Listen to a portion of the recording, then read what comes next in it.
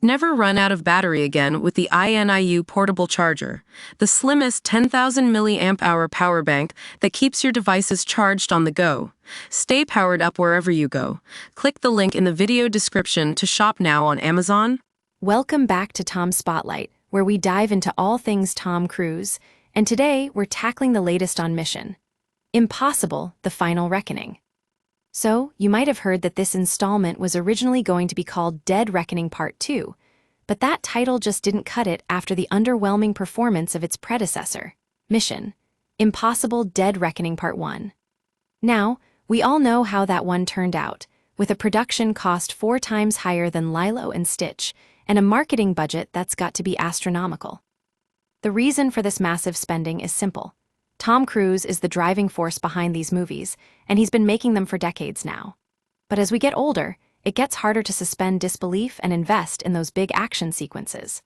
The problem with Mission: Impossible, the Final Reckoning is that it feels like an aging franchise struggling to stay relevant. With a production cost of $400 million, this film needs to make at least $1 billion just to break even. Now, let's talk about the box office performance of Lilo and Stitch. That Disney movie took down Mission: Impossible, the Final Reckoning on Memorial Day weekend with a whopping 3-day gross of $146 million. And if we consider the 4-day total, Lilo and Stitch broke a record previously set by Tom Cruise himself with the opening of Top Gun: Maverick.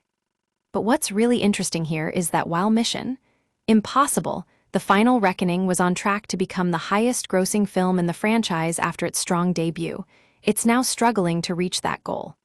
And let's be honest, this time around, Tom Cruise isn't as young as he used to be. It's hard not to feel like there's just enough FOMO left for Fast and Furious fans anymore. The reason behind Mission: Impossible, the Final Reckoning's disappointing performance is mainly due to its direct sequel status in relation to Dead Reckoning Part 1. But while the franchise has always been connected, with Tom Cruise being the one thread that ties everything together, it feels like this particular sequel just isn't clicking. For fans of Mission: Impossible, the Final Reckoning who want to catch up on what's happening in the Ethan Hunt saga, don't worry. You can still stream it digitally and enjoy a wild ride.